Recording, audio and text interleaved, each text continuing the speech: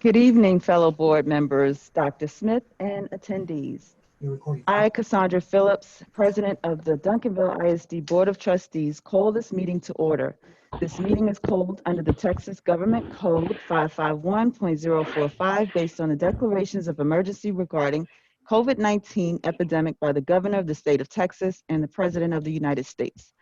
This meeting is being held via teleconference under Governor Abbott's order dated March 16, 2020, suspending certain provisions of the Open Meetings Act due to COVID-19 epidemic. Because this meeting is being done via Zoom conference, I will now do a roll call. Please say present when I call your name. Jacqueline Colton. Present. Carla Fahey. Bill McNeely. Here. Renee McNeely. Present. Cassandra Phillips. Present. Janice Savage Martin. Present. Janet Vera Cruz. Present.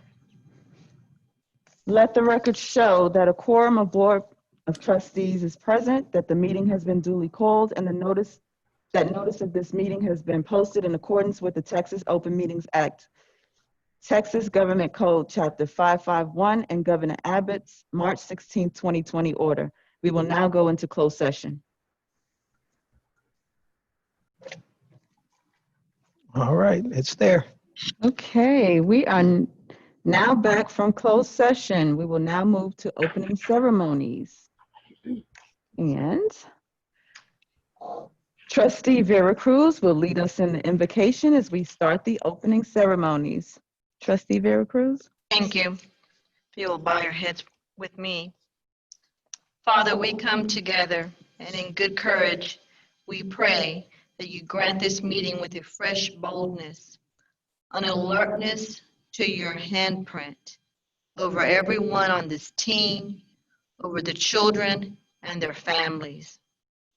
We pray boldly as we enter uncharted waters over decisions being made for our school district and families. May your grace and mercy be upon us. Amen. Amen. Amen. Thank you, Trustee Vera Cruz. Trustee Fahey will now lead us in the pledges. Okay, first our pledge to the United States of America. I pledge allegiance to the flag of the United States of America, to the republic for which it stands, one nation, under God, indivisible, with liberty and justice for all. And now the Texas flag. Honor the Texas flag. I pledge allegiance to the Texas United States under God, one and indivisible. Thank you. Thank you, Trustee Fahey. We will now move into the superintendent's report. I will now turn it over to Dr. Smith. Okay, thank you, Madam President and board members and community members. Thank you for being here this evening. I have just a few items that I would like to present during the superintendent's report. And I'll begin with our school reopening plan. On Thursday, July 17th, our school reopening plan was shared publicly. Wanted to give you a report on the different avenues that we use to share our school reopening plan. Of course, we provided the two ways, one Duncanville, one Deville, actually document explaining to our parents the in-person and the virtual learning component that we have there. And then we push that out, obviously, through our website. We also push that out through email to all of our families, as well as social media.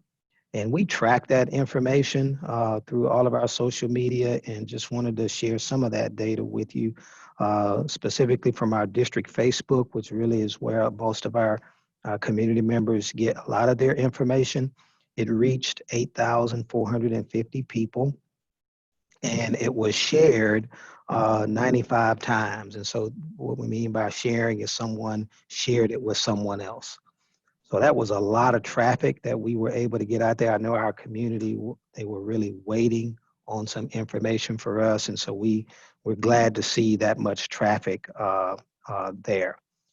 On Monday, which of course is today, the 20th, our school reopening plan will be publicized again in our staff news. Our staff news is just a newsletter that we send out to all of our staff members. So you may remember we shared it with our teachers internally first because I wanted to get feedback from them. Our Teacher Leadership Council wanted to know what was happening. This was before, obviously, we knew anything about September 8th. So this was all anticipating an August 12th start date that we had shared everything internally with our staff. And so through our staff news, we're going to be sharing this information. And then through our Informer newsletter, that Informer newsletter, that's emailed directly to more than 10,000 of our enrolled parents and families. And so they'll get the one pager you see and all the other items related to our reopening plan. They'll be getting that effective today. If you could go to the next slide, please. And then I want to just kind of report on you on the process for delaying the start of school. There was a lot of planning and meeting going on last week, and so I was glad that I was able to be in unison with the other superintendents in the Best Southwest. We spent a lot of time in conversation talking about what we needed to do and the fact that we should be unified in coming out with our start date information and talking about how we all felt about the safety of our staff. And so the same day as our school reopening plan was shared, there was a second announcement made about delaying the start date. And we used this joint press release from the Best Southwest school districts and superintendents announcing a delay of the start of school until after the Labor Day weekend, Tuesday, September 8th. That announcement was made as Dallas County shared the in-person school. They shared that in-person school wouldn't be allowed by any schools prior to Labor Day. This all was kind of happening simultaneously.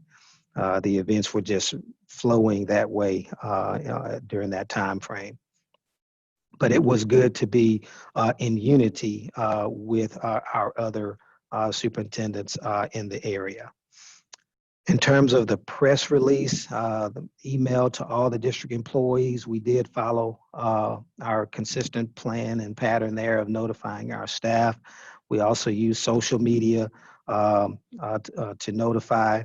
On our Facebook, we showed that it reached 18,000 people and was shared 215 times. And the post had about 52 comments, and they were all primarily very positive in nature.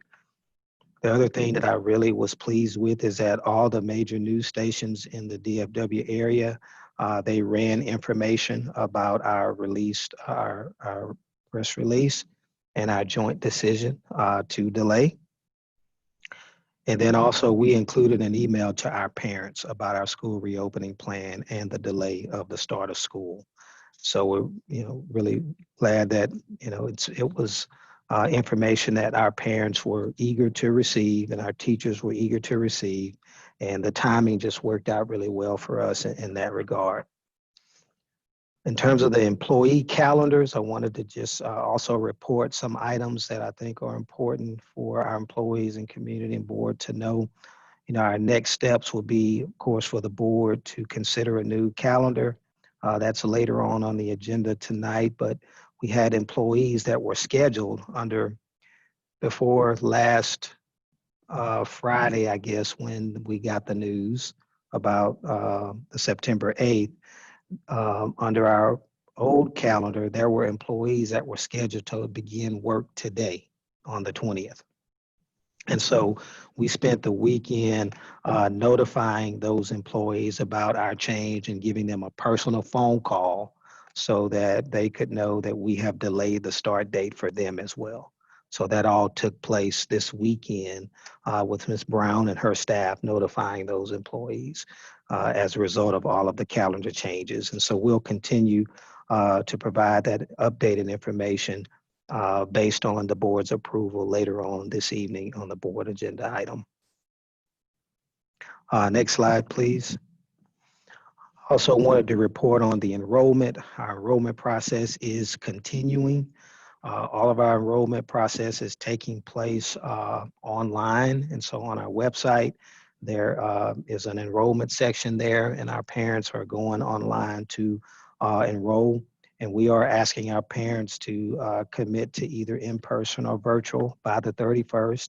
The reason that we're doing that is we want to be able to plan to the best of our ability, understanding that things could change next week. And so if they change, then we will make in-game adjustments accordingly, but we don't not want to be ready. So if they stay the same, we still want to have the information so that we can begin to kind of plan how we will need to accommodate students and what that will look like for teachers in person, et cetera. So we're collecting that information and building our plans accordingly, and of course, paying attention daily on new information that could cause us to pivot and make a different plan.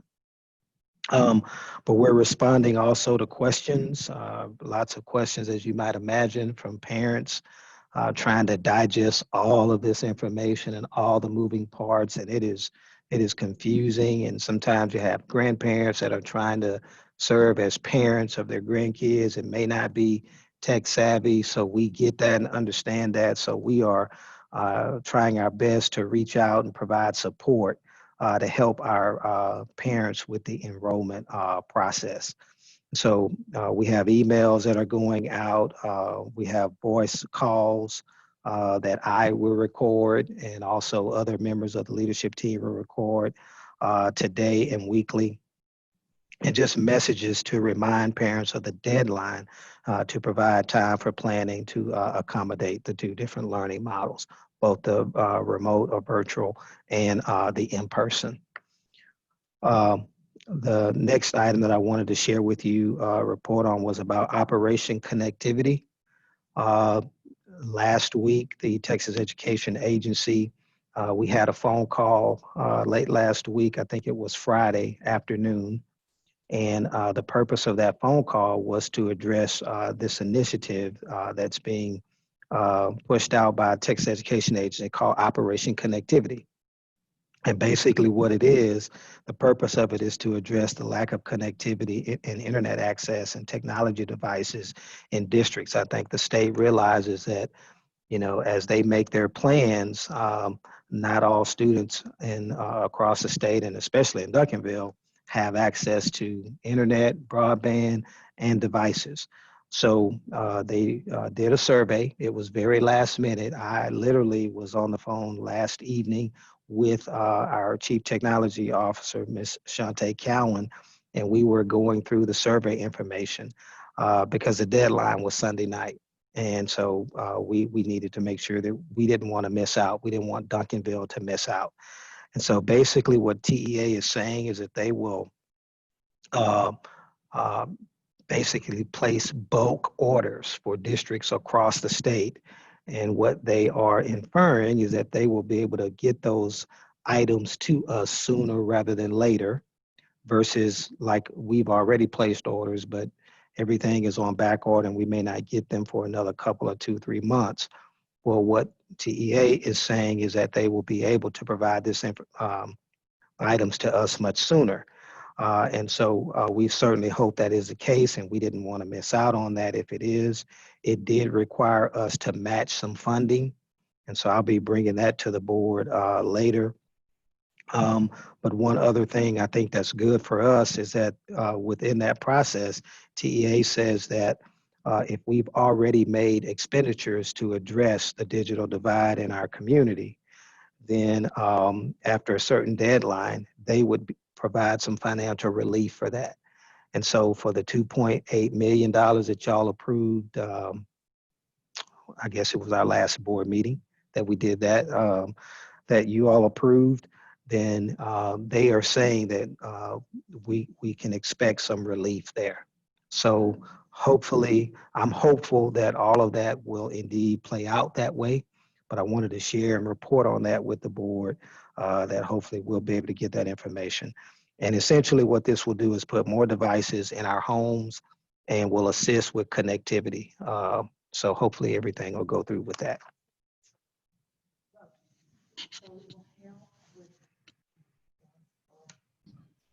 So it will help more. I know we couldn't afford to pay for as many as we wanted to. So now we're going to be able, what you're hoping is that we will be able to provide technology for more of our families.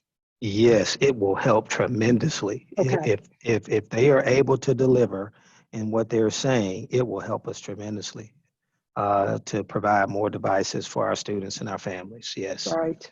it'd be great.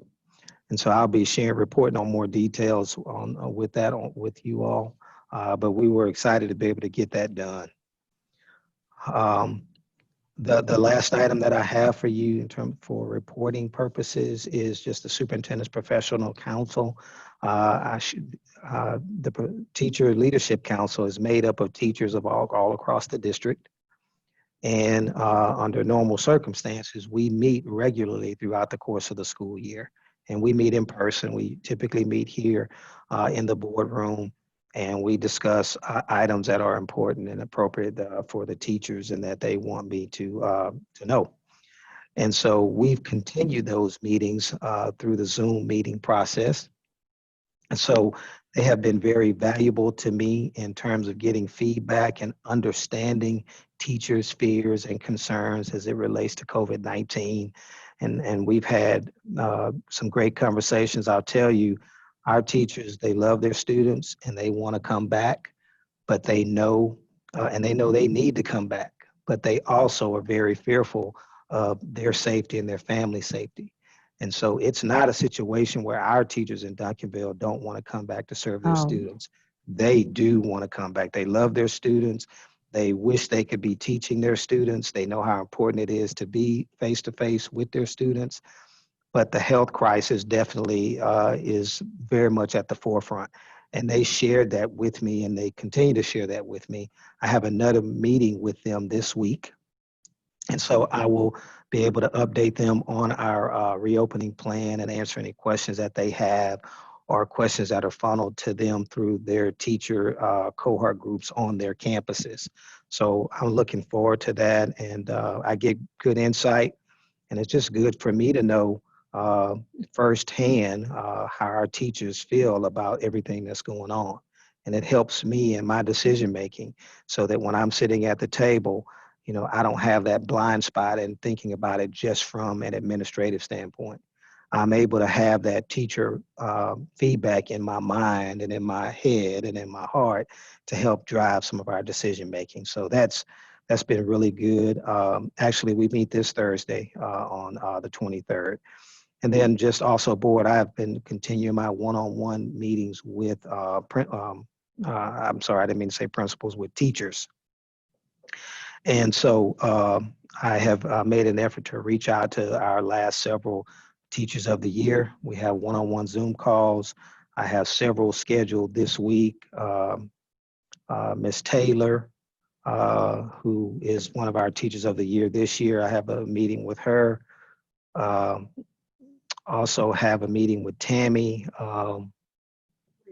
Rios. Yes, Tammy Rios this week.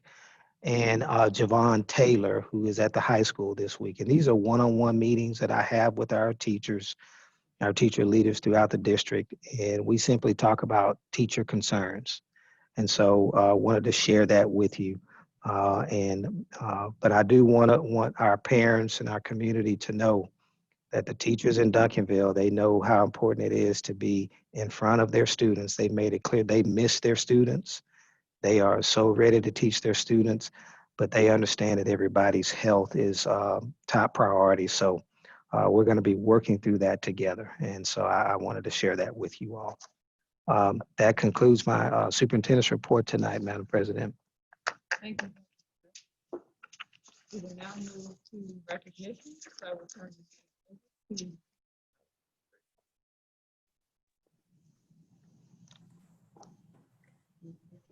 Hello, Board of Trustees, Madam President. I couldn't hear you, so I assume. I'm sorry, I forgot to unmute. Okay, so we are now turning the meeting over to you, Ms. Richard, for recognitions. Good evening, Madam President, Board of Trustees, and Dr. Smith. I think Dr. Smith already did a really great job going through some special recognitions in a superintendent's report.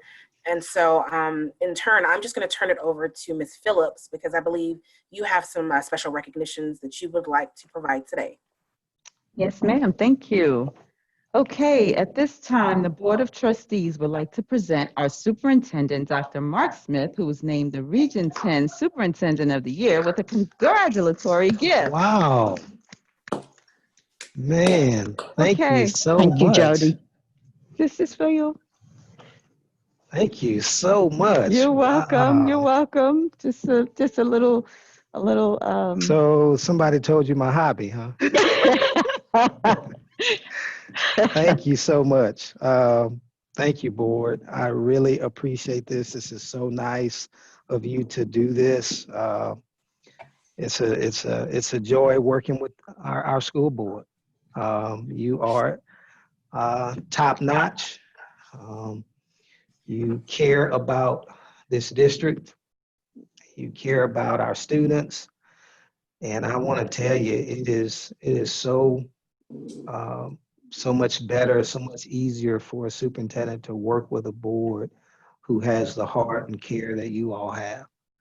And the thing that I appreciate most is our ability to talk things through, even when there's different thoughts and opinions on things. It's just like a family. Sometimes in a family, you have different thoughts and opinions on things, but you work through them and you find a way to make a decision for the greater good of the family. And that's what we all do, and that's what you all do. And it makes working here and working for you all so good. And so I realize how fortunate I am and want you to know that I don't take that for granted. And thank you so much for this gift and this honor. Very much appreciated. You're welcome, and we thank you. So, Dr. Smith, the board would like to share a few words. Janice Savage. Okay. Dr. Smith, 2 years ago, I believe it was, when you were first eligible to be nominated for Superintendent of the Year. You have to be in a district for 3 years before you can even be nominated. So we've been looking forward to this day for a long time, and it's well deserved. You've done an excellent job. You just talked about this last weekend, how you and your staff had to do some extra work for the district to make a deadline. And that's just your heart. That is your heart. And it is such a blessing to have you in this district. It is such a blessing. Thank you. And you talked about family. I do feel like you're my younger brother. Thank you. And I appreciate you very much. Thank you. Thank you very much. Thank you. Dr. Smith, I just want to say the fruit of your labor. The mute. Dr. Smith, I just wanted to say the fruit of your labor is sweet. And I must say you deserve it. Thank you. Well done and congratulations on your achievements from the very Thank you. cruises. Thank you.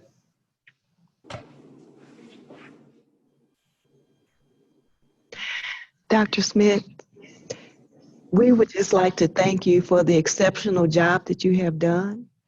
You are a leader of leaders. You work very hard and drive your team to do the same. You have taken very good care of the board. Whatever we ask for, you deliver, and you're always making sure that we're okay. The students of the district have greatly benefited from your leadership. Thank you. We just thank you, and we are looking forward actually to you getting statewide Superintendent of the Year. So Yes. thank you for all you do, and we just could not have asked for a better superintendent. Thank you, Ms. Colton. I appreciate the kind words and the support. Trustee Fahey, you're muted.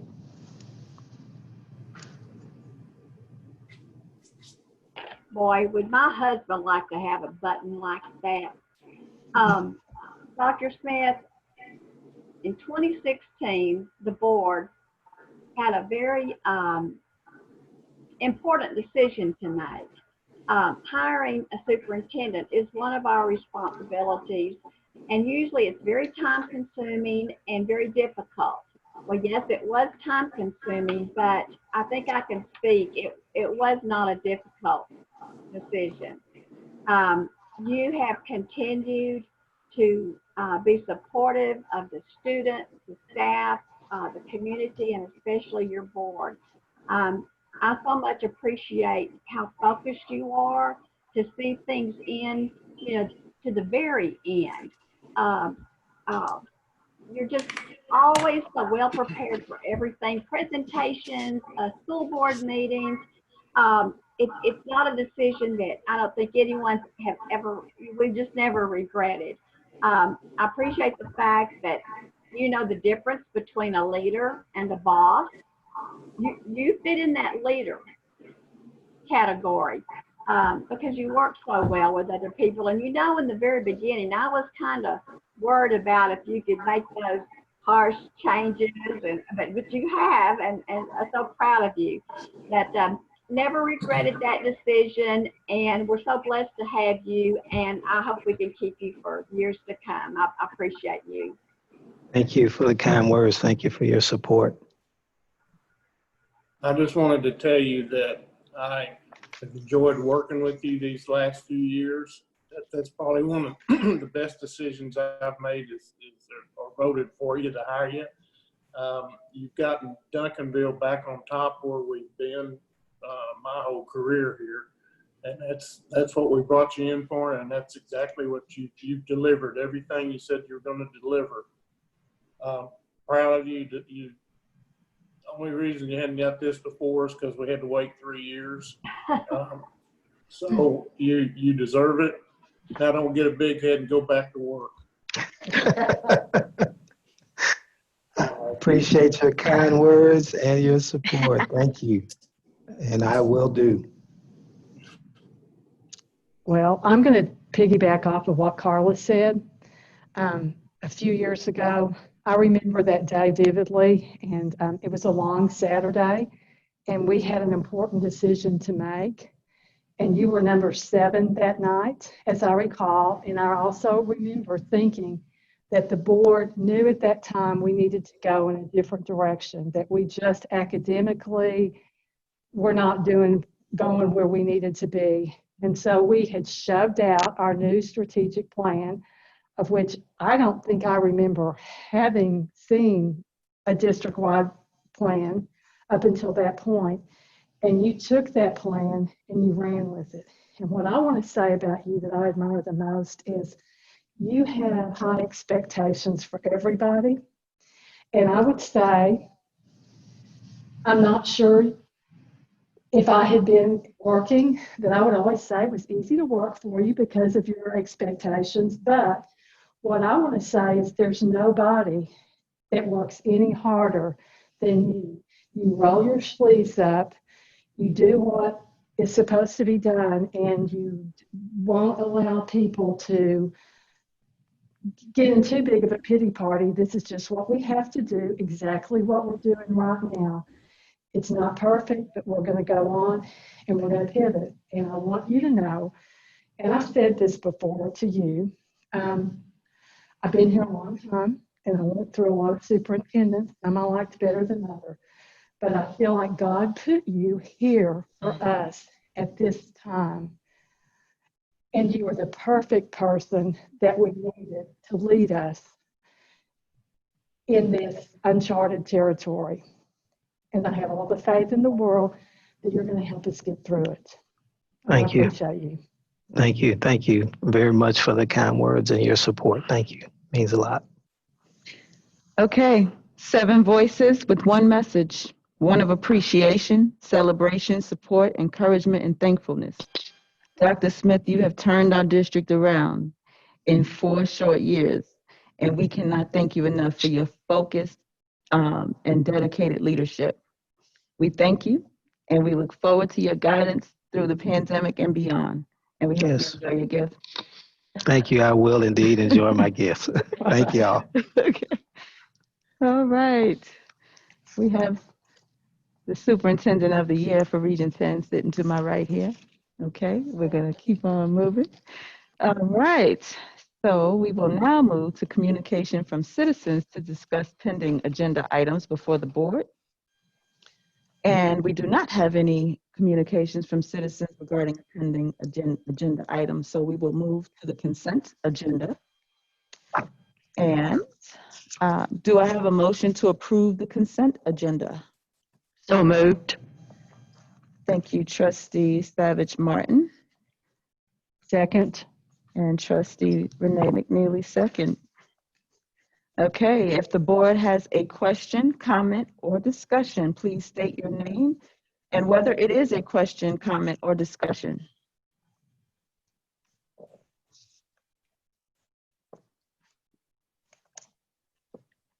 Good afternoon. Good evening, Madam President. Trustee Jacqueline Colton, and I have a question regarding item F, approval of waiver to delay the notice requirement from the Commissioner for Students at Risk of Failure into the start of the 2021 school year. I would just like to obtain additional information regarding this particular agenda item. Thank you, Trustee Colton. And Ms. Dr. Halachka. Dr. Halachka. Yes, good evening, Madam President, Board of Trustees, and Dr. Smith. Thank you so much for your question, Mrs. Colton. I appreciate it. Yes, after every spring, after we administer the STAR assessments, we are required for students in 5th and 8th grade to send notification to parents if they failed to pass the STAR assessment. Because we did not give a STAR assessment this spring due to COVID, we were unable to provide that notification. The district had an option to give another assessment, but due to our situation as a district where we had some students who had technology and some students who were in packets, we did not give an additional assessment at the end of the year. So because of that, we have to waive that notification, and we will provide that at the beginning of the year when we do our beginning of the year diagnostic exam. And we will notify parents at that time if they have students who are underperforming and are at risk of failure due to the fact of where they're performing academically. Okay, thank you. So that doesn't have, it doesn't determine retainage? No, ma'am, it does not. Okay. Okay, so it's just a matter of notification regarding whether or not their child passed the test or not. Yes, ma'am. Okay, thank you so much. Thank you, Trustee Colton. Thank you, Dr. Halachka. Are there any other questions, comments, or discussion regarding the consent agenda? Okay, looks like we are ready for the vote on the consent agenda. As I call your name, Trustee Colton, do you have any other questions? No, ma'am. Okay. Approved.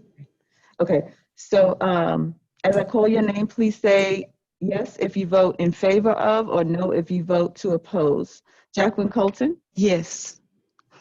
Carla Fahey? Yes. Bill McNeely? Yes. Renee McNeely? Yes. Cassandra Phillips, yes. Janice Savage Martin? Yes. Janet Vera Cruz? Yes. Okay, great. Thank you, board. Motion passed 7-0.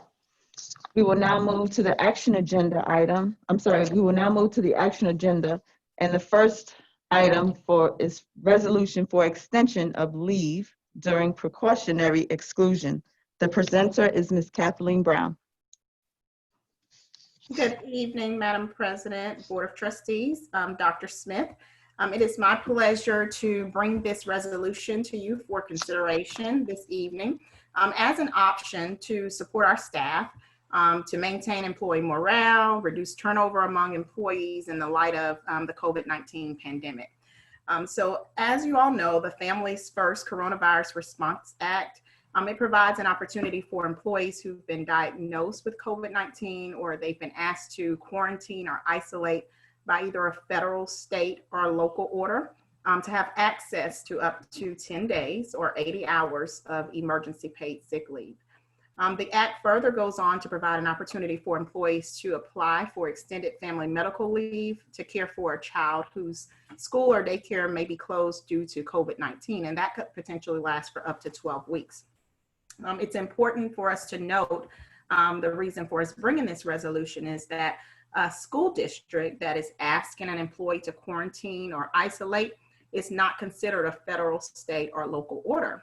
And so that these employees who we are asking to isolate or quarantine, that they would not qualify for emergency paid sick leave. So we are aware that there will be times when the district will need to require an employee to quarantine or to isolate as we work to keep our facilities as safe as possible for our staff and our students, because that is our priority. And so when these circumstances arise, an employee would not be covered under that emergency paid sick leave and then would not be eligible for the coverage and leave that it provides. And so for this reason, we are requesting your approval that employees who have been exposed to COVID-19 while performing their duties in the scope of their job in Duncanville ISD and are instructed to quarantine at the request of the district, that they also be granted paid sick leave for up to 10 days to mirror the emergency paid sick leave that others would qualify for. This would only apply to employees who are not able to perform their duties remotely or away from the Duncanville ISD property. So for example, if we ask someone to quarantine or isolate on behalf of the district, if they are able to continue to work remotely, they would be expected to do this. And those things would be further defined in our administrative regulations.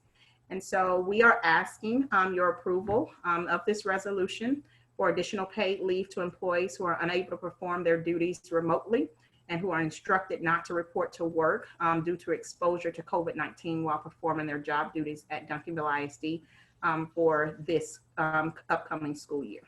I'd be happy to answer any questions that you have at this time. Thank you, Ms. Brown. Do I have a motion in regards to the resolution for extension of leave during precautionary exclusion? So moved. Second. Trustee Renee McNeely moved and trustee Janice Savage Martin seconded. Okay, if the board has a question, comment, or discussion, please state your name and whether it is a question, comment, or discussion at this time. I have a question. Trustee Colton? Yes, ma'am. Thank you, Mrs. Brown. So employees that are exposed, in other places, they would automatically be able to access the 80 hours of emergency sick leave. It's not automatic.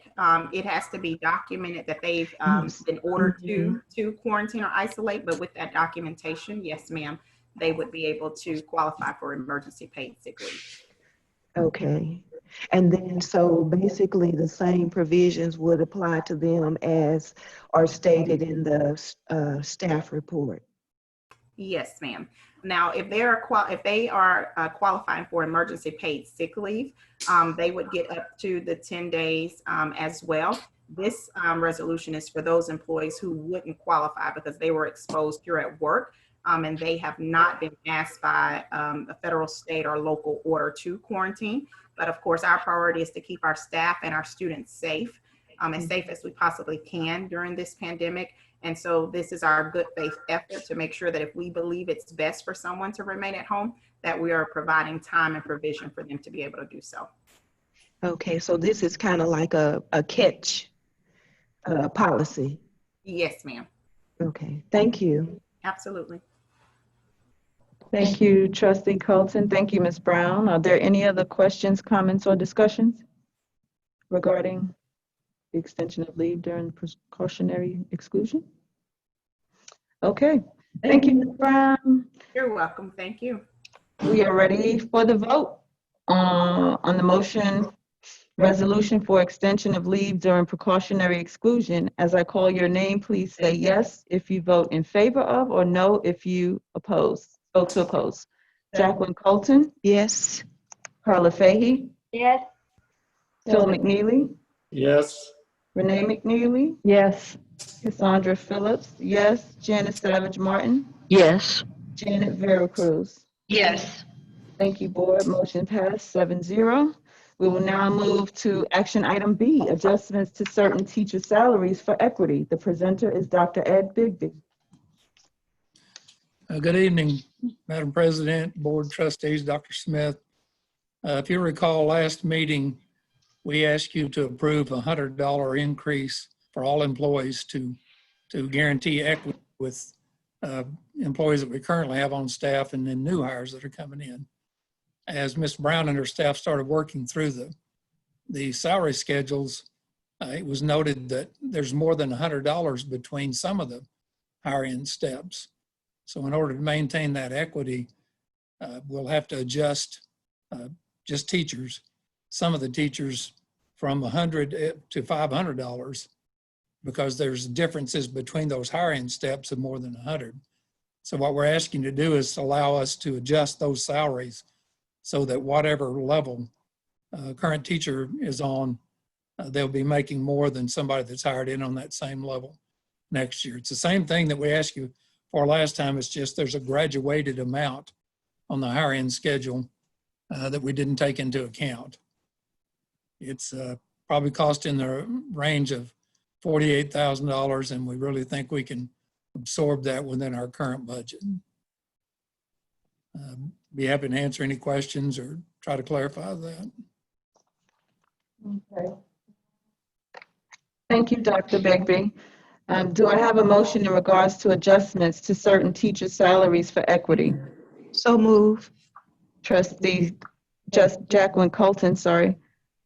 Second. And Trustee Vera Cruz, seconded. Okay. If the board has a question, comment, or discussion, please state your name and whether it is a question, comment, or discussion at this time. Questions, comments, or discussions? No? Okay, thank you, Dr. Bigby. Thank you. We are ready for the vote on the motion adjustments to certain teacher salaries for equity. As I call your name, please say yes if you vote in favor of or no if you vote to oppose. Jacqueline Colton, Yes. Carla Fahey, Yes. Phil McNeely, Yes. Renee McNeely, Yes. Cassandra Phillips, yes. Janice Savage Martin, Yes. Janet Vera Cruz. Yes. Thank you, board. Motion passed 7-0. We will now move to action item C, 2020 nominations for Region 10 position on the TASB board. The presenter is Dr. Smith. Yes, ma'am. Thank you, Madam President. Each year, the Texas Association of School Boards goes through the process of selecting or nominating individuals from various school boards across the state to serve at the state level as on the TASB Board of Directors. And so essentially what we're asking you to do this evening is to take a look at the candidates that you see in the attachment. Looks like all of those candidates have submitted a brief bio so that you can become familiar with them and who they are. Each region in the state of Texas has an opportunity to have someone from their particular region appointed or elected, to this role at the state level. And so essentially the board just has to vote on someone that they would deem as appropriate to represent the state at the state level. Thank you, Dr. Smith.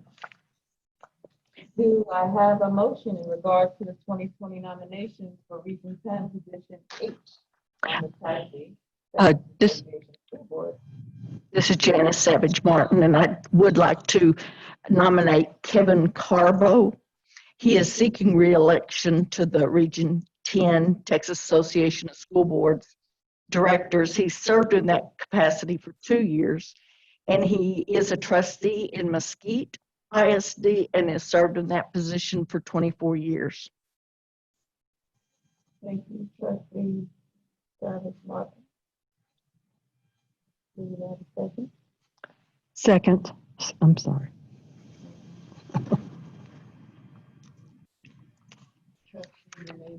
Madam President, please unmute. Sorry. Sorry, thank you. Okay, so I'm going to restate that since I was on mute. I think you heard that. Okay, so Trustee Janice Savage Martin moved and Trustee Renee McNeely seconded the motion. If the board has a question, comment, or discussion, please state your name and whether it is a question, comment, or discussion. Any questions, comments, or discussions on the nomination? Yes. Trustee Fahey, was that? I think she has a question and.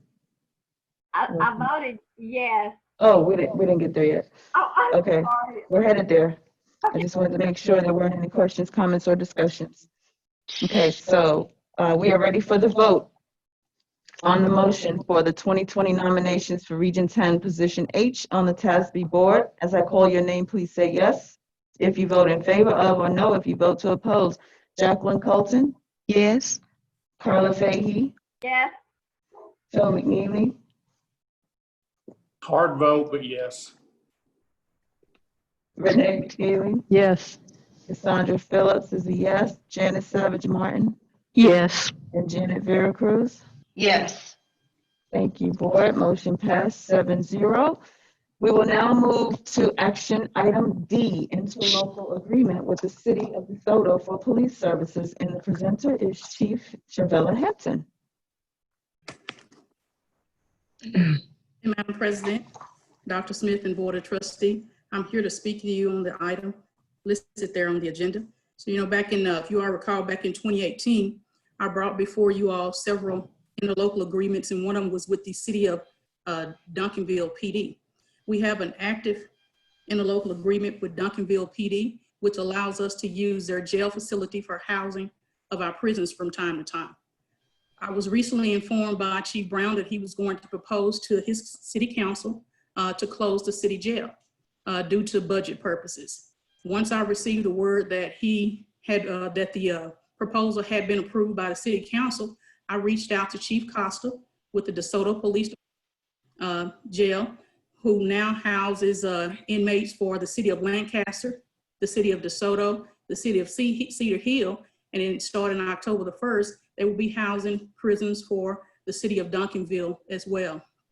Chief Costa agreed that he would allow me the opportunity to enter into an interlocal agreement for the purpose of using their jail facilities. So I provided him with a copy of the current active interlocal agreement that we have with the city of Duncanville. He worked with his legal team to draft one specifically for Duncanville ISD. I shared it with our legal team, and after receiving approval back from them, I wanted to bring it before you and ask that you approve Duncanville ISD to enter into a local agreement with the city of DeSoto Police Department for the purpose of utilizing their jail facilities. There's nothing that has changed with it. The only thing that's going to change, the fees are the same. The only thing that's going to change is that we'll have to drive over to DeSoto to drop our prisoners off, opposed to right up the street at Duncanville. So I'll be happy to answer any questions that you may have at this time. Thank you, Chief Hampton. Do I have a motion in regards to the interlocal agreement with the city of DeSoto for police services? So moved. Second. Trustee Colton moved and Trustee Janice Savage Martin seconded the motion. If the board has a question, comment, or discussion, please state your name and whether it is a question, comment, or discussion at this time. Any questions for Chief Hampton? Thank you. Thank you, Chief Hampton. Looks like there are no questions, comments, or discussions. Thank you. Thank you. We are ready for the vote on the motion for the interlocal agreement with the City of DeSoto for police services. As I call your name, please say yes if you vote in favor of, or no if you vote to oppose. Jacqueline Colton, Yes. Carla Fahey, Yes. Phil McNeely, Yes. Renee McNeely, Yes. Cassandra Phillips, yes. Janice Savage Martin, Yes. Janet Vera Cruz. Yes. Thank you, board. Motion passed 7-0. We will now move to action item E, purchase upgrades for existing metal detectors. The presenter is Chief Shavella Hampton. Good evening again. So I'll bring to you that the upgrades of the metal detectors. If you all recall, last fall, Dallas ISD had a shooting at one of their basketball games. And at that time within Duncanville ISD, there was a decision made to transition to setting up checkpoints at our home basketball games. So as we began to do that, we had the warehouse to bring over several metal detectors that were stored there in order for us to be able to set up these checkpoints. And as we did that, then we were met with a challenge. Some of the metal detectors were inoperable, and also just the age of the metal detectors, as well as the way that our facility is set up, kind of caused some challenges with us for that particular deal. So what I did, next slide, please. So what I did, I partnered with Garrett, which is an American product. Garrett home office is right here in Garland, Texas. They've been in business since 1964. Garrett also provides security equipment for professional sporting and entertainment venues throughout the world. One of the newest features that Garrett has, they have the capabilities of adding an infrared camera to detect temperatures as individuals pass through the metal detectors. So after meeting with Garrett, they invited me to do a demo of the MZ6000, which you see listed there, that has over 13 different features. Next slide. I'll highlight some of the features. The first one is going to be the 20 zones. There are 20 zones that's activated to identify illegal contraband and weapons on individuals as they pass through the metal detector. As you can see there, as they pass through, it lights exactly where the weapon and or illegal contraband is placed on the person's body. The next thing is that the LED lights are brighter. These metal detectors have the capability of being placed within 2 inches, which will allow us to create a bank of metal detectors to increase the efficiency of processing large crowds upon entry into school, sporting events, and other entertainment venues. I was also able to become ADA compliant by having a couple of metal detectors that will allow wheelchairs to roll through without any issues. Each one of these metal detectors will have a warranty for parts and labors. The training will be waived for my team. Garrett would also come and assist and set up the metal detectors. And this Garrett team worked with Santa Fe ISD to enhance the security features after their school shooting. So they will also be able to share some of their best practices with Duncanville ISD that they shared during the time of the Santa Fe assessment. Next slide. So with this package, we've been able to save over $11,000 with this buyback program that we have with Garrett Metal Detector. Next slide. The next item that I'll talk about, you can start the video, is going to be this protective window film. We know that we can't guarantee total safety for our schools, but what we can do is harden our targets and make it difficult to gain entry into our facilities. It's not, these window films are not bulletproof. If you look here, the man on the left is no film, on the right has film. As they shoot, you see the one on the left immediately gains entry, where the one on the right continues to shoot and try to do what he can to gain entry. So what this does is prevent delay of entry into our buildings during shootings and burglaries of things of that nature. It holds the glass together to hinder the ability for individuals to enter through the broken glass. So basically it delays and gives police more time to respond to the location. So this project is going to be funded by the state funds, which the state, as a result of Senate Bill 11, created a safety and security allotment awarded to school district in order for to enhance the security. So that's the funding that I'll be using in order to do these security enhancements throughout the district. And I'll be happy to answer any questions that you may have at this time. Thank you, Chief Hampton. Do I have a motion in regards to the purchase upgrades for existing metal detectors?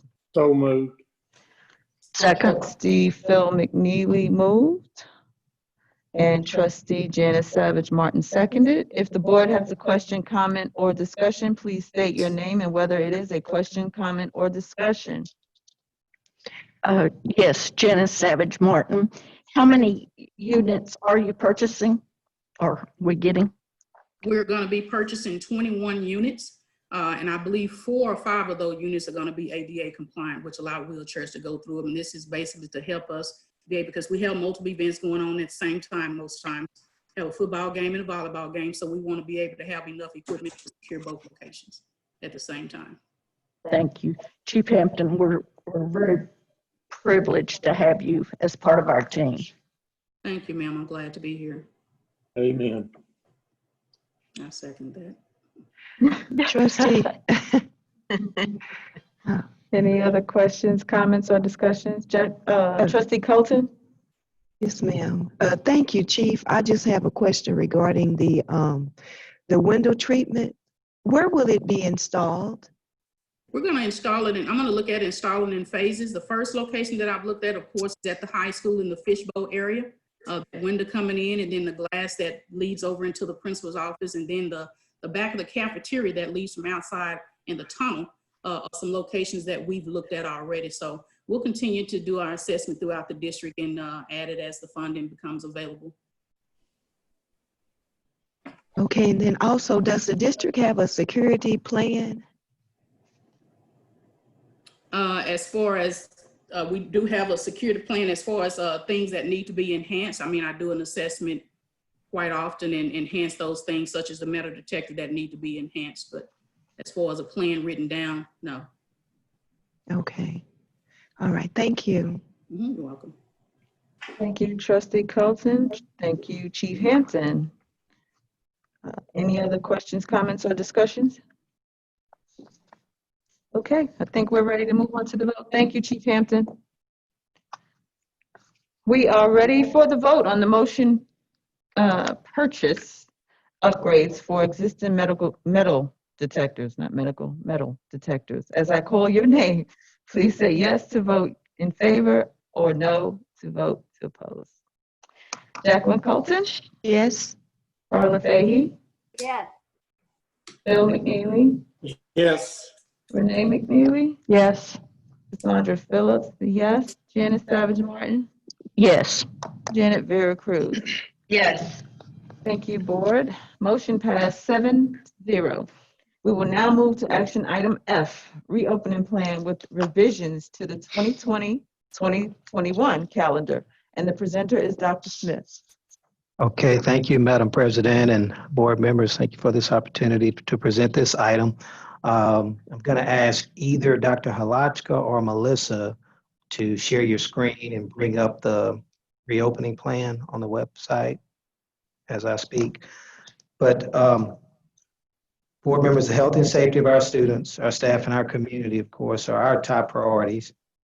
And as the district plans for students to return to school in the fall during COVID-19 pandemic, we want to make sure that we have a very detailed plan to address all the different moving parts associated with starting school.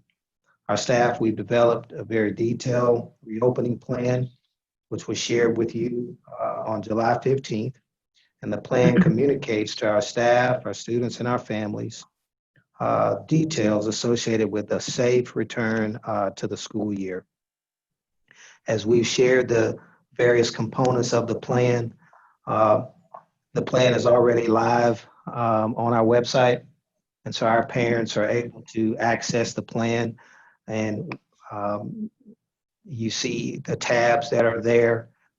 Clicking on each one of those tabs leads to more detailed information and drop-down menus that provide explanations for parents, and with the purpose of trying to give them as much information as possible on our plan to reopen school.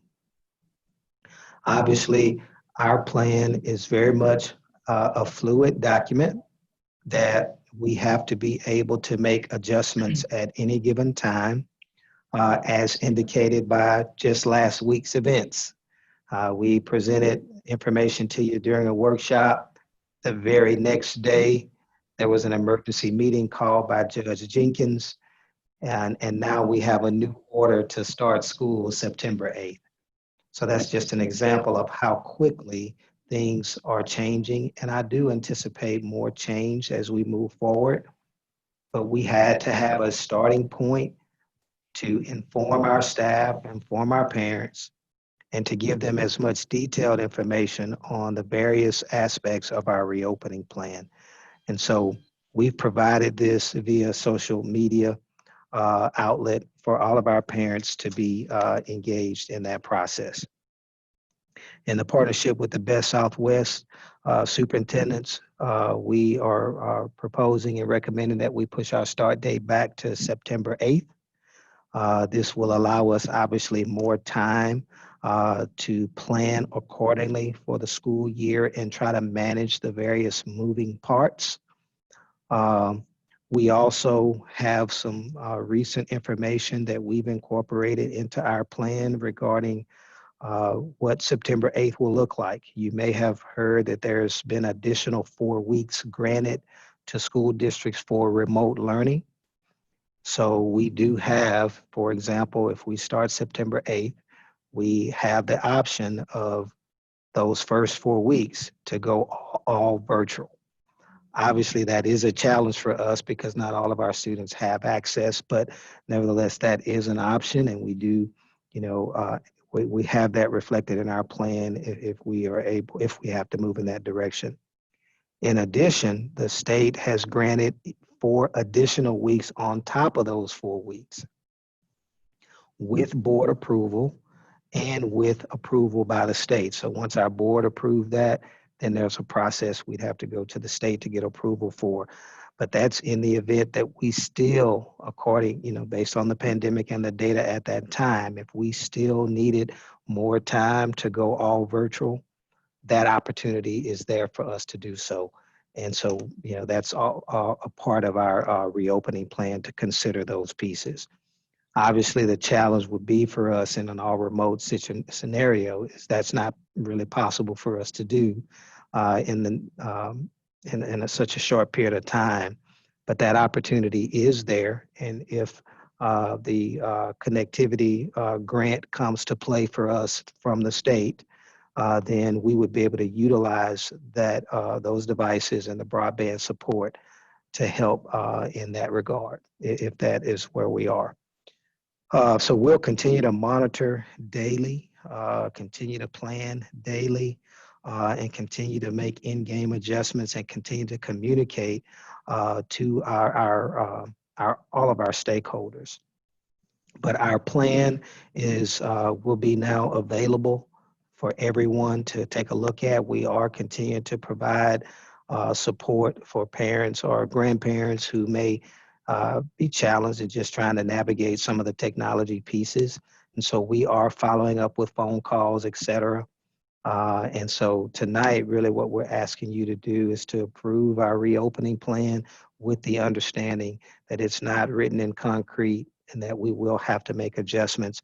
And even on the employee side, there may be things that may happen, in a couple of weeks or in September that we really haven't planned for today. But when that scenario presents itself, at least we have a starting point to go back to say, okay, here's what our process is. Now let's take a look at how we need to solve this particular scenario. And so that's the benefit of at least having a plan in place to give us some guidance so that we're not operating on a whim, so to speak. And so we're simply asking that you approve the plan. The staff and I are prepared to answer any questions that you have associated with the reopening plan. Thank you, Dr. Smith. Do I have a motion in regards to the reopening plan with revisions to the 2020-2021 calendar and the continuation of biweekly paychecks for August 3rd, 2020 through September 1st, 2020? So moved. Trustee Vera Cruz moved. I'll second. And Trustee Janice Savage Martin Second? Okay. If the board has a question, comment, or discussion, please state your name and whether it is a question, comment, or discussion. I have a question. Do we need to make provisions because things are changing so quickly?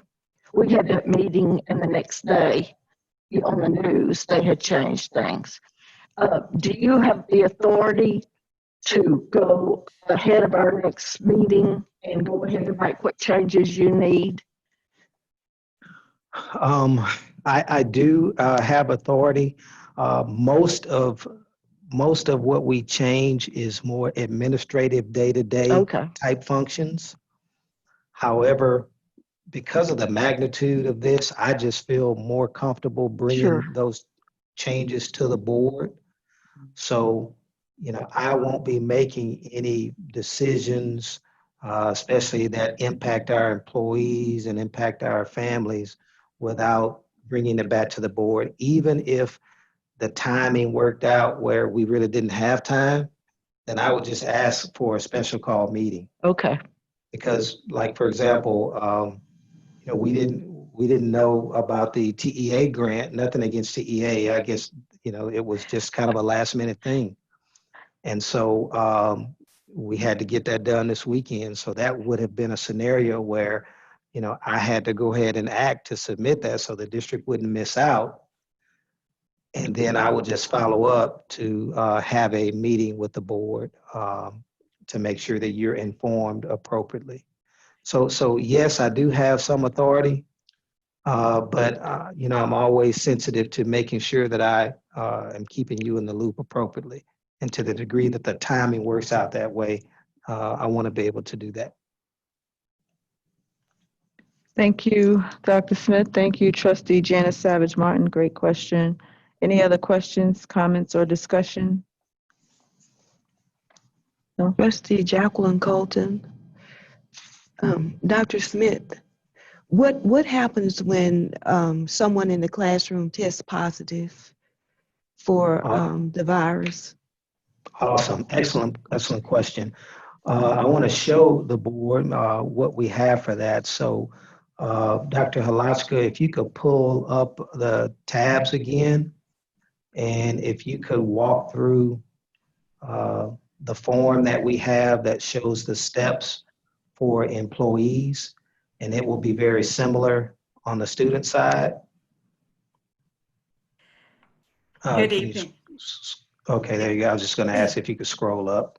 Yeah, Go good evening, Madam ahead. President, Board of Trustees, Dr. Smith. Yes, we have the self-reporting.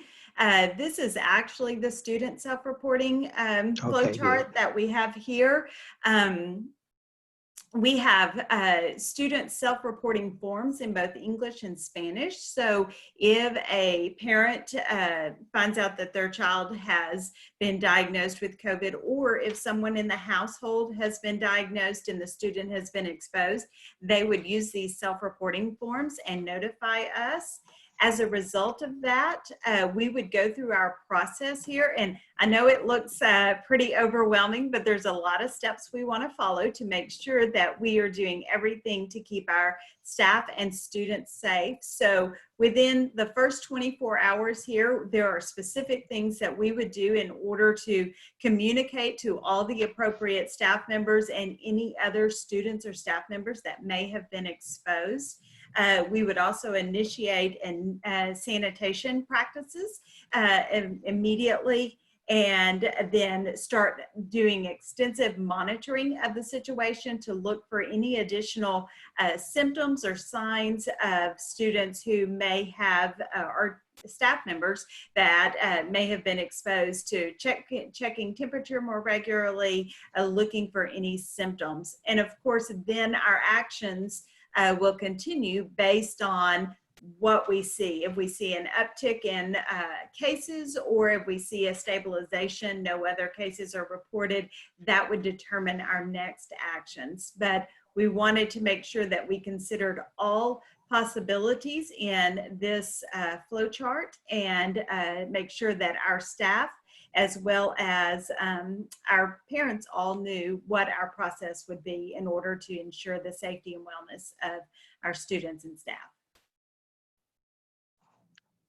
Also, Dr. Alaska, could you point out to, on the right-hand side there where it says, after we have kind of looked at the data and analyzed the scenario in the classroom or whatnot, where it says 4 or more cases within a 2-week period, and then what that would trigger, the notifications from me and all that. Can you highlight that? Absolutely. So if we see that we have 4 or more cases within a 2-week window, then the question, if that happens, then we're going to provide that data to Dr. Smith, and we will determine if we need to make a temporary move to remote learning of either that campus or that classroom. So it may be that those cases are isolated to a classroom, so we shut down that classroom for a time being, or it may be that we have multiple cases across the campus and we need to make, maybe do a temporary shutdown of the campus and do another deep cleaning. So those will all be determined based on data and what we're seeing with the cases and how rapidly we're seeing an increase in cases, if we're seeing an increase. And of course, then we would send notifications to staff and families so that they are aware of what is the decision has been made. And we would initiate our remote learning strategy. So we would either provide students with the technology, or we would provide them with learning packets as appropriate for the time being that they are back in remote learning.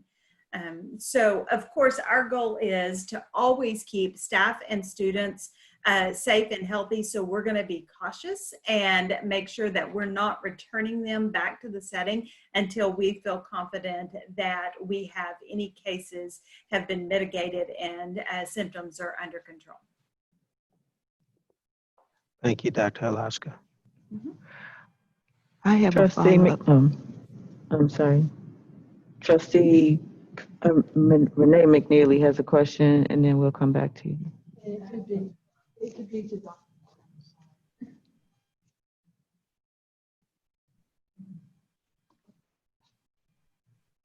I don't know what I did. I can't find it. Okay, there you go. Am I on? There you go. Am I on? Yes. Okay. Okay, it could be to Dr. Halachka too. I think in secondary terms, I'm sorry. So as you're describing whether or not to determine whether you, who you notify and everything, what happens if, say, you're in an English 2 third block and this happens, and it's 1 block a day, but the kids are going all over the school? What happens in that situation?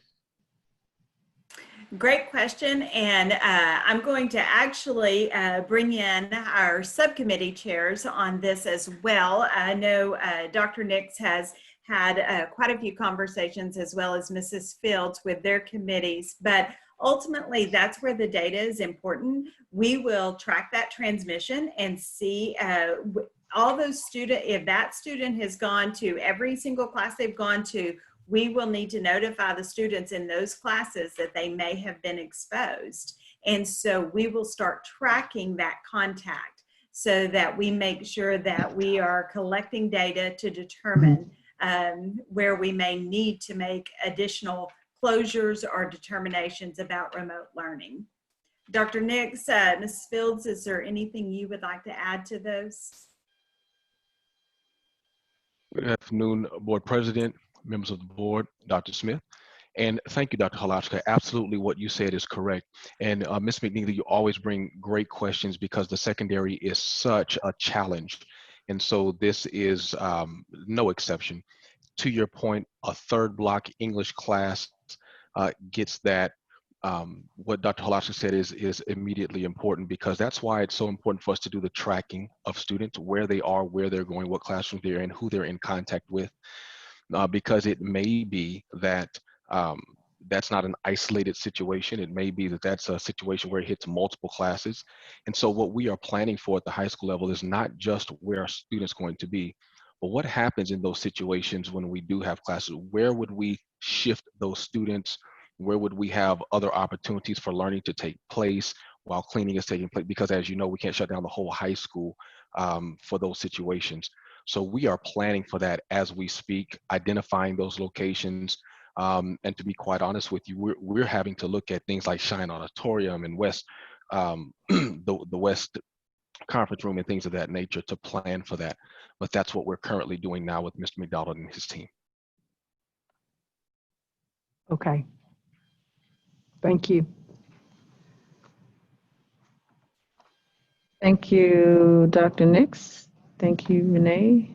And, Jacqueline Colton, Trustee Colton, you had a question? Yes, I had a question. I was wondering if teachers will maintain both a virtual and a physical classroom.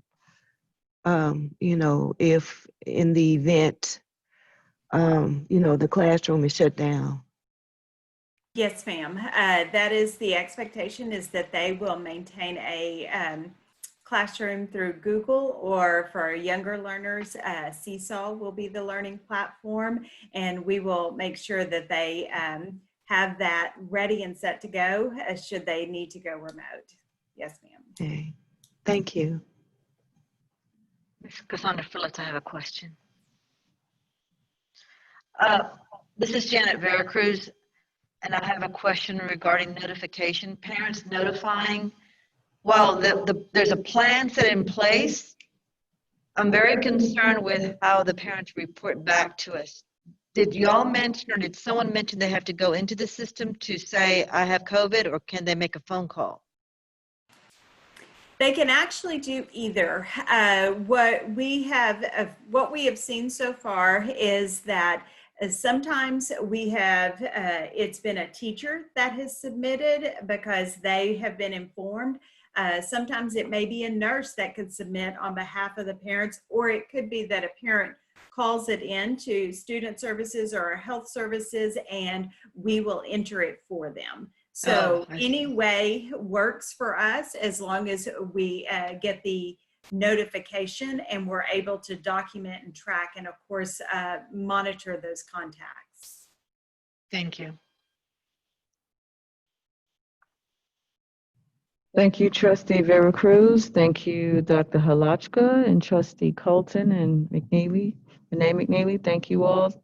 Are there any other questions, comments, or discussion for Dr. Halachka? Okay, thank you, Dr. Halachka. Okay, we are ready for the votes on motion reopening plan with revisions to the 2020-2021 calendar and the continuation of biweekly paychecks for August 3rd, 2020 through September 1st, 2020. As I call your name, please say yes if you vote in favor, or no if you vote to oppose. Jacqueline Colton? Yes. Carla Fahey? Yes. Phil McNeely? Yes. Renee McNeely? Yes. Cassandra Phillips, yes. Janet Savage Martin? Yes. Janet Veracruz? Yes. Thank you, board. Motion passed 7-0. We will now move to the information discussion agenda. The first agenda item is the Student Code of Conduct 2020-2021. The presenter is Dr. Karen Halachka. It's me again. Good evening, Madam President, Board of Trustees, and Dr. Smith. I am pleased to share with you this evening a preview of our Student Code of Conduct for the 2020-21 school year. And next slide, please. In accordance with Board Policy FO Legal, the Board of Trustees is required to annually adopt the Student Code of Conduct. Next slide. As a district, we utilize the TASB Model Code of Conduct as a guiding framework to ensure our practices are aligned with legal requirements. The TASB model is revised every other year after a legislative session. Therefore, for this year, there are no changes to the district's Code of Conduct. Last year, there were several changes that you approved to support those more proactive efforts through our social emotional learning program and restorative practices.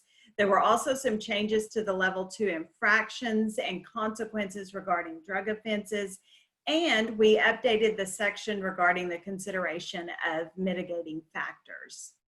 We, of course, will post our code of conduct on our district website and make sure that it is available to all of our families. Next slide.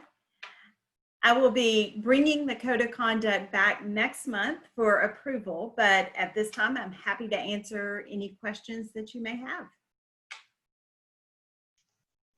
Thank you, Dr. Halachka. If the board has a question, comment, or discussion, please state your name and whether it is a question, comment, or discussion.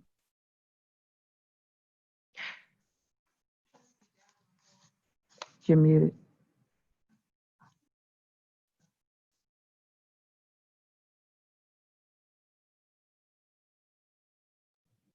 Thank you.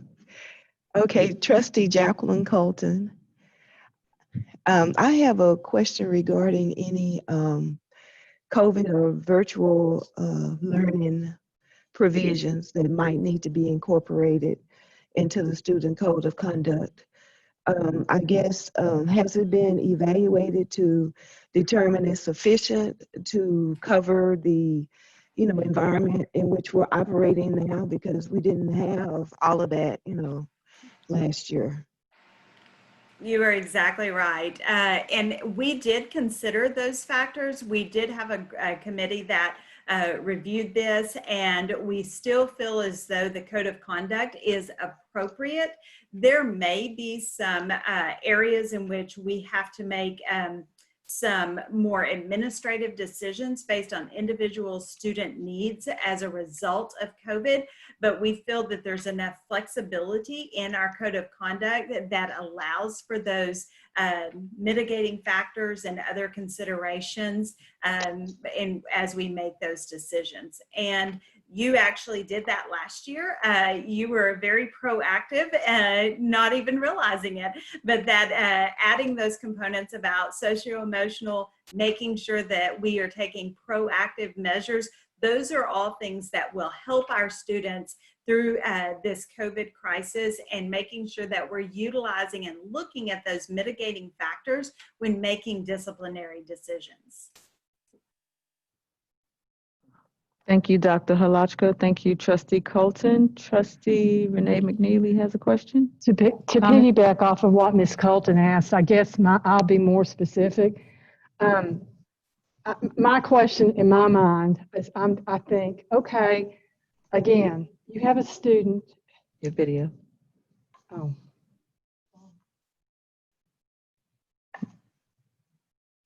Now? Go back one more. No. Start? Now? No, you were good. You were good. Go back again. Right there. Okay. My question would be, in my mind, which I've thought about, is again, high school. How do you have something in place, or how would you handle it? We are going to require masks. How would you handle a student who refuses to wear a mask at the high school? That's a question I would have, because ordinarily you might say, well, after so many times and the reminders and stuff, you might send them to ISS or something like that, but you're not going to do that. So that's just a question that I have. And that's a great question. I agree with you that those are some individual case-by-case situations which we are going to have to consider with every student, with students who may choose to be a little bit more reluctant to abide by the expectations that we have put in place. But again, the code of conduct allows for some flexibility in looking at things like just compliance with rules. And if we've set that as a rule and an expectation, then of course we can hold them accountable to that through some of the other components of our code of conduct. And I am going to, Dr. Norbert Whitaker, he's our Director of Student Services, is here with us this evening. And so I'm going to ask him if he has anything that he would like to add to that, because this is really his area of work and he's spent a lot of time looking at this code of conduct. Dr. Whitaker? Yes. Board of Trustees, Dr. Smith, Board President. In situations such as that, I plan to work with the principals. It's not a general idea of ours to just send kids home. Yeah. However, working with the social and emotional counselors as well as their counselors, and if it gets to that point, to collaborate with the parent and kind of paint the big picture for the students. So this is a work in progress, as this is the new normal that we're currently in. So things such as this that has not been present in the past will be present going forward. So Dr. Lashka, myself, as well as Dr. Nix, we can communicate on this to ensure that a plan is in place to address these issues such as this. Thank you. Thank you, Dr. Whitaker. Dr. Smith? Yes, ma'am, Madam President. Thank you for allowing me to insert myself here. I wanted to piggyback. You're on mute. Oh. Okay, sorry about that. I was on mute. Thank you, Madam President, for allowing me to insert myself in here. I wanted to also piggyback on Ms. Trustee Colton's question on the COVID piece. And what I wanted to share is that what we can do also is we'll go back and talk with our legal counsel and get a feel for any input and perspective that they may have in terms of language that we need to add into our code of conduct this year because of the pandemic. And so if there's additional language and opportunities to add that, then I'll be able to bring that back when we bring the actual code of conduct back to you. So we'll be doing some research and our homework on that. Thank you, Dr. Smith. Madam President. Thank you. Thank you, Trustee Colton, Trustee McNeely, Trustee Veracruz. Did you have? Just 1 second, Trustee Veracruz. Trustee Colton has a question, comment, or discussion. Okay. Well, Trustee Veracruz can go ahead, and I'll just go after her. Trustee Veracruz. Thank you. I just wanted to piggyback off of Renee is, what if we have students that intentionally know that they're sick and they're carrying the virus and that they intentionally come to school and jeopardize or infect? Because, we've heard of things out there. So is this what you're saying, Dr. Smith, that we would look at maybe a legal recourse?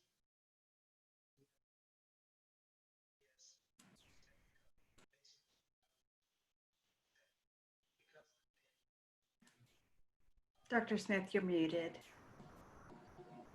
Sorry about that. I forget that I'm muted. But did that make do you understand what I'm saying? Like, because sometimes you can come to school and you're sick, but you're gonna go, but with the intention of infecting, could there be a legal ramification? Yeah, sorry about that. I was talking away and I was muted. Excuse me. So, yes, ma'am. To your point, and back to kind of Ms. Colton's point, really what I was referring to under the legal aspect of the COVID-19 pandemic, our attorneys meet on a regular basis, and there's an attorney group that our Chief of Staff, Melissa Cates, is a part of. And they discuss items like this in different scenarios. Yeah. And then they prepare their districts with appropriate language in their student code of conduct to address some of those scenarios. And so what I was saying is that I will be now having those conversations with them over the course of the next several days, just to make sure we've got the appropriate language to address some of those pieces. So I will be following up doing that. Thank you. Thank you, Trustee Vera Cruz. Thank you, Dr. Smith. Trustee Colton? Dr. Smith, I have a question regarding discipline. And I would like to see, if it would be possible, the statistics for in-school, out-of-school referrals, if that could be provided. Yes, yes. So what we can do at our next board meeting, when we bring this to action, we'll have that information for you all to share. And then I also can get that to you ahead of time, of course, to be able to look at and then ask questions. Okay, and that might inform other questions that I have regarding the code of conduct provisions related to discipline. Absolutely. Okay. Thank you. Yes, ma'am. Thank you, Trustee Colton. Thank you, Dr. Smith. Any other questions, comments, or discussions? Okay. Looks like we're done there. Thank you, Dr. Halachka and Dr. Whitaker. Thank you. Thank you. Okay, we will move to information item B, summer school, and the presenter is Dr. Kathy Sewell. Good evening, Madam President, Board of Trustees, and Dr. Smith. We have a presentation, pretty brief presentation for you all to give you an update on our 2020 summer school program. And if our technology people would please put the slides up, we'll get started. We can go ahead and move to our first slide after our introductory slide. And I just wanted to share with you all pretty quickly just some highlights of what is happening in Duncanville ISD this summer. And as you can see before you, we have our core programs for June and July, and we also have enrichment programs for June and July.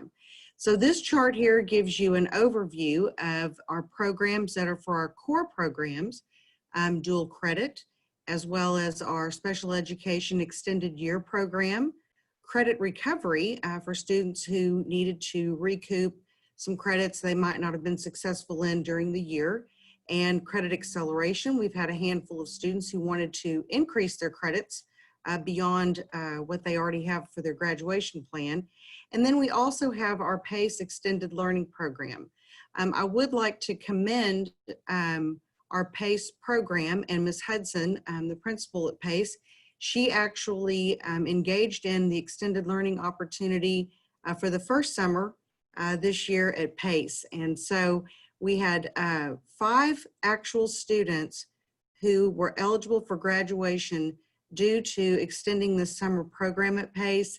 And it's just a delight for students to be able to gain these credits and succeed and have a small August graduation, a summer graduation to celebrate their hard work.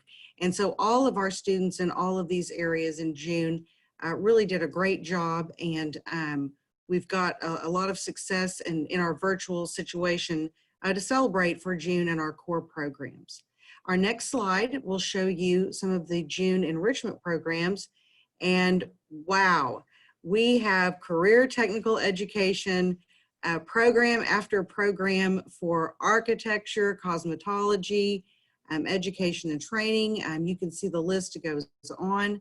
We also had our virtual summer bridge program for our collegiate academy, where students work through the summer to get prepared for the rigors of the rigors of the collegiate academy as they enroll in that program under Ms. Thomas and her leadership. And so our next slide. These are for our July core programs. This is an overview here regarding similar programs as June. We have our dual credit, again, special education, extended year, credit recovery and acceleration. And then in addition to these programs, we have 2 other core programs that we're offering in the month of July.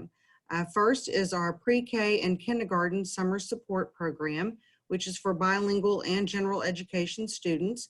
As you can see out to the right, we have our student enrollment by program. We have about 270 students. Our youngest and and our smallest learners. So we're very excited about them and that they were engaged and had summer activities, as well as our summer support program, which was also offered virtually for students in the various grade bands. As you can see, 1 through 4, 5 through 6, and the commensurate numbers of students and families that wanted to enroll. Our next slide. Our enrichment programs, which are going on this month in July, are P-TECH and T-STEM summer bridge programs for both of these academies. These are skill building for their college readiness for both of these academies that we have through Career Tech, which are also college programs. We have our advanced academics program for PSAT, SAT, getting students ready for those college exams. And then also our GT, Gifted and Talented STEM Camp. And so we've had lots of opportunities for our advanced academics and our Career Tech students to gain a lot of learning, as well as virtual opportunities this summer through core and enrichment programs. Our next slide. This is a great picture, trustees. This will show you some of the efforts that we have gone through for our pre-K kindergarten program. While we were able to deploy technology to many of our learners, I want to thank Shantae Cowan and her team. We also, through Ms. Reyes and her team and Dr. Martinez and the summer school principals, we were able to put backpacks together for our students who did not have reliable technology access. And so that's just a great picture to show you that they had supplies and assignments and arts and crafts and just great fun things they could do while they were engaged in summer learning. Our next slide. And this is part of the team. They've got their masks on, so you can't identify all of them. But our team that helped out with our summer school program to help deliver and deploy all the different things that students may have needed in June and July. And I'd like to conclude by thanking, Dr. Martinez, Ms. Reyes, Ms. Casal, Shalante Payne, Dr. Bernard, Ms. King, our whole team really worked hard to offer virtual opportunities both months in all of our academic programs. I'd be happy to answer any questions. Thank you, Dr. Sewell. If the board has a question, comment, or discussion, please state your name and whether it is a question, comment, or discussion. Okay. Madam President. Oh, okay. I was scanning the room here. It didn't look virtually. Okay. Yes, ma'am. Trustee Fahey. Yes, Carla Fahey with 2 questions for Dr. Sewell. First of all, were there any costs or fees associated with any of these programs? No, ma'am, not any fees that I'm aware of. Dr. Martinez is in our meeting this evening. She might be able to answer with a little more specificity. We did have a few students that were in the credit acceleration program, and those may have incurred a charge. I'll defer to her for a moment to give you a further detail. Good evening. Yes, thank you, board, and I appreciate your question. We do not, Dr. Sewell was correct, only the credit acceleration for our students, both in district and out of district. Other than that, there are no fees associated. Thank you. Thank you. My second question is it correct to assume that we still don't have bus transportation for summer school? No buses? That's a great question, Trustee Fahey, and our summer school programs were all offered virtually. And so the learning took place at home, and therefore there wasn't a need for the transportation just due to the virtual environment in which students were learning.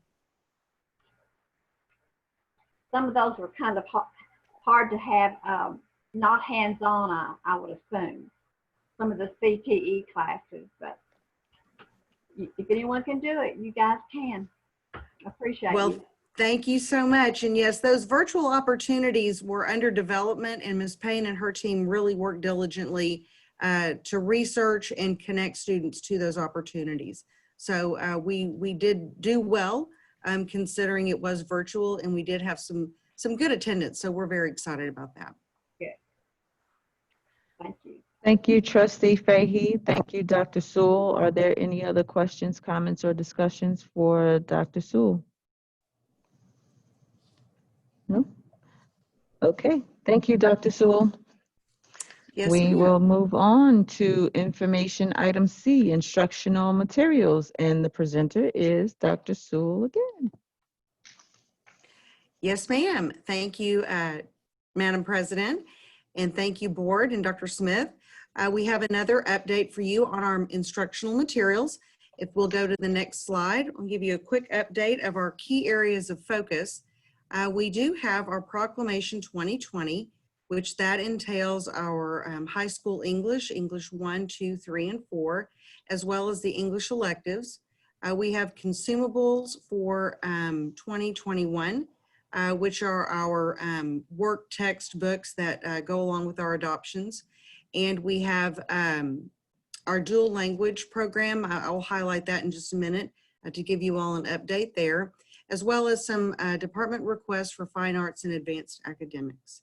Next slide, please. And just to give you all an update, we have had our study sync materials for our English 1 through 4 adoptions arrive in district. So that's very exciting that the materials are here. We are working with operations and Ms. Fields and her team for the warehouse staff and some other staff to help with delivery and that piece that goes with the campuses getting their books. We also have ordered our English novels that will go along with the adoption. And below you'll see our advanced academics. We have AP Language, AP Lit, our Springboard additional materials, and then we have electives for English Language Arts with all the various subjects that you can see listed there that are approved, and we have under order, and we're awaiting delivery for those. Next slide. And then for consumables, wanted to give you all a quick update regarding our dual language. As you all know, our bilingual program in dual language requires for students to work in pairs, and so they share materials. And so obviously in our new environment, that's not going to be a possibility because of social distancing and taking precautions for students in proximity. And so for that, we wanted to give you all a quick update to let you know that we do have enough materials district-wide for our students to not have to share materials for bilingual pairs. And so they'll be able to, still work in the dual language program, but have their own materials and be more safely in class and able to learn. And then you can see below, we've just got our other adoptions. Most of those materials are in district and already at the warehouse. So we're very excited about those. And then our textbook coordinator will be getting any updates from the campuses on or about July 30th. Next slide. Then we have some pending requests for visual arts and for choir. And then our Quaver Music, which is a music program for our early childhood students. And then for advanced academics, which is also just great news that we are continuing to expand our program with Mr. McDonald and our high school team. So we have AP Psychology, World History, and we are getting College Board Springboard additional materials in our middle schools and high schools for pre-AP learning. Our next slide. And that's our update. So we've got lots of books and lots of great things happening, and I'd be happy to answer any questions that you all may have regarding Proclamation 2020 or any of the other orders that are underway. Thank you, Dr. Sewell. If the board has a question, comment, or discussion, please state your name and whether it is a question, comment, or discussion at this time. I have a question. Trustee Vera Cruz. Hi, this is Janet Vera Cruz, and I have a question regarding the books. When are they reviewed to recycle out or updates? Yes, thank you, Ms. Vera Cruz. That is a great question. Those are on a cycle that the Texas Education Agency posts annually. And so they generally, go every, 6 to 8 years. In terms of the specificity of that, I can certainly provide you the upcoming calendar for the adoptions that are coming up in the next 2 cycles. So you'll be able to know that. We just adopted ELAR for our lower grades the previous year, and then this year was our high school ELAR and ELAR electives, English Language Arts. And so I believe, and Dr. Martinez is, she may be able to help me with this, but I believe our early childhood adoption will be coming up in the Proclamation 2021. Dr. Martinez, would you like to add anything for that? Yes, good evening once again, and thank you. That is correct. We have begun conversations and we'll be bringing an update to the board in October about our plans, or around October in the fall typically, about our plans to make selection and adoption in the spring for pre-K program materials. Thank you. Look forward to that. You're welcome. Yes, ma'am. Thank you for the question. And again, I can get some of those materials and calendars to Dr. Smith to provide to you all. I would appreciate that. Yes, ma'am. Thank you, Dr. Sewell. Trustee Veracruz, Ms. Martinez. Any other questions, comments, or discussion? Okay, we are going to move into information item D, August professional development, and the presenter is again Dr. Kathy Sewell. All right, thank you again, Madam President, Board of Trustees, and Dr. Smith. We can have our professional development plan. As you all know, we have August PD, and we had prepared August PD for certain dates that now have changed. And so while the dates may have changed, the content remains the same in terms of what Sherry Smith, our Director of Professional Development, and her team have prepared. And so if we can go to the next slide, I'll just give you a quick overview of really what our content coordinators, our teacher specialists, our GT specialists, all of our people, bilingual ESL, even student support services, counseling with social emotional learning. We have a lot of things that we have to consider, and now we have to consider multiple options within our situation right now in Texas, and particularly in Dallas County. And so one of the things that we embarked upon this June, Ms. Smith and her team began very early, was what would be timely and relevant in our ongoing environment, and how do we meet our professional learning needs for our staff safely? Those were very important questions, and we wanted to share with you sort of what that thinking entailed. So our next slide can show you the possibilities, and again, the dates will change, but the process and the reflection that our team really realized was we had to think about things a lot differently. And so your traditional PD, where you have large assemblies and hundreds of people, that's not going to work for us this year. And although we love being together and we love our camaraderie and our relationships, we have to keep our social distance at this point. And so we had to look at different ways of how we would look at virtual, having independent access to professional development, and then also blended models. And so currently a blended model would be where we would have a virtual presentation with people facilitating in small groups at our campuses, where everyone's still learning the same content, and it's coming across virtually, and then small groups that are at campus levels would be able to then have dialogue and participate with a facilitator if we deem that it will be appropriate considering the Dallas County order. Next slide, please. So just to give you all an overview, we are looking at training our trainers. So we've developed that model through Sherry Smith. We have guidelines and organizational details that she has provided for each day, and the sessions and the times and the Zoom links and the content. And then we also have our timeline, which now has changed, but we will change and we will be flexible, and in the spirit of ongoing learning and in the spirit of supporting our teachers, staff, and students. Next slide, please. So to give you a quick overview, our first day is designed for academic content. We have redesigned our content curriculum guides for our core content areas under Ms. Tiffany King and her leadership.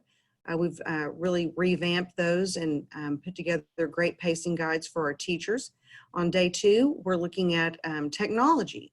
As you all know, our Google Classrooms, our virtual learning takes on a lot of training and needs for our teachers, as well as our parents and students. And so we always want to have a technology-rich training program as we, definitely are engaged in our virtual environments.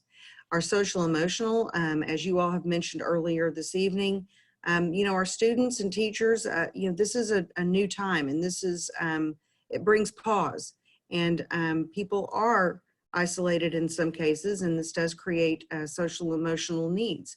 So we believe that that is a very important piece under Dr. Smith's vision, as well as culturally responsive teaching and learning, and supporting and celebrating all of our students and the diversity and the just rich things that they bring collectively to our district. On day 3, we're looking at convocation, and that would be our time in the morning where Dr. Smith sets the tone and the message for our year, and we always look forward to that. And then we also have mentor training for our new teachers, English proficiency training, as well as continuing with our social emotional learning and the curriculum refresh under Ms. Dana Harper and her team, and Dr. Holochka and student support. Next slide. And that's our quick overview. Again, we will be revamping these days because they won't be August 3rd, 4th, and 10th, but we will continue with that great content and with the designs that Ms. Smith and her team have already put in place. So be happy to answer any questions that you all may have. We just wanted to keep you up to date and let you know that we're working in the background and doing everything we can to provide the best professional development for our teachers and staff. Thank you, Dr. Sewell. If the board has a question, comment, or discussion, please state your name and whether it is a question, comment, or discussion at this time. Phil Janet McNeely. Veracruz. Oh, is it Phil? Phil had a question. Go ahead, Trustee. Go ahead. I Veracruz. didn't mean to jump on top of you. So. Okay. So convocation is a fun day, right, where everybody gets together. So I'm guessing you're having to redesign all of that. Yes, ma'am. Oh, like. Oh my God. Yes, ma'am. I think Dr. All Smith right, has sorry a few about comments that. on that. I was on mute. Sorry about that again. But yes, ma'am, we definitely are having to reinvent convocation. And right now, what I'm looking at doing is doing some type of a video. And we will, of course, do it virtually. And there'll be a time that we'll be asking all of our staff to kind of log on to their computers and view the message. So, Yeah. Wow. yeah, it's just going to be very different this year. Yeah, that was fun last year. So we're in the early stages of putting together a program and trying to see what that will look like in a virtual setting. I can't wait to hear that. Thank you, Dr. Smith. I'm sorry, Trustee Phil McNeely, you had a question, comment, or discussion? So it's all going to be, it's all being planned as virtual right now. Is that true? All this staff development? Yes, sir. And the virtual piece has been designed. Again, Ms. Sherry Smith and her team have put together Zoom links and presentations. We have considered the hybrid model where small groups would gather with the virtual trainings and then have a facilitator with the small groups. And so right now we're on a wait and see in terms of the county and the number of cases and what we need to do. But we're prepared to do either or, full virtual or blended. And so we'll be bringing more information to you as these events continue and we have better guidance to know what's the safest thing to do for our staff. Is the blended, would they gather in the building? I mean, in there, say, it's Smith, small group or whatever, would they do in their building, or would you have it somewhere else? Our initial thought was that they would be in their buildings. And so where you could have a computer or a monitor in various areas of a building with small groups being socially distant, we'd keep people definitely separated. But the computer monitors, I mean, you can have a variety of those and have that facilitate with small groups. So we're looking at that at a campus by campus basis. Again, if it's safe to do. All right. Just make sure we go with whatever the county health and all that is, because I'm right now, the way things are, I'm not for gathering them in August. Absolutely. Thank you for that, sir. And that's what we are watching. And again, under Dr. Smith's vision and guidance, and also the Health County, Dallas County Department, we're going to be very careful. Okay, thank you. Yes, sir. Thank you, Trustee Phil McNeely. Thank you, Dr. Sewell. Trustee Renee McNeely.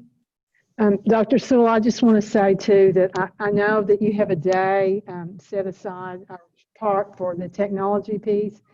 I just want to stress that I hope that you all work with the faculty and even, and I know you mentioned this, how important it is to reach out to parents who may not be comfortable with some of the technology and really work with, have the schools or principals or somebody really work with their parents and make sure that every staff member, if we're totally virtual, can feel really comfortable in clicking in and doing what needs to be done. I just think that's so important this year.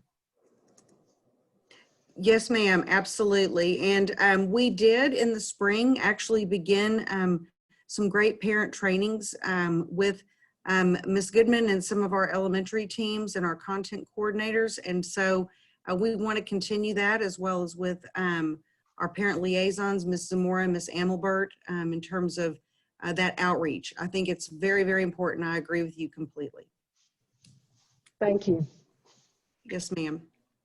Thank you, Trustee Renee McNeely. Thank you, Dr. Sewell. Are there any other questions, comments, or discussion? No? Okay, thank you, Dr. Sewell. All right, thank you. Okay, we have come to the end of our meeting. We will now move to communications from citizens. And we do not have communications from any communications from citizens, but before we adjourn, I would like to say, for the most up-to-date information, please visit our website at www.duncanvilleisd.org or any social media platform, Facebook, Twitter, Instagram, Duncanville ISD. All the information that is coming down the pike will be there for you. And this is all for all the virtual viewers and those that might watch later. So at this time, if there are no further items to discuss, this meeting is adjourned. Good night, everyone.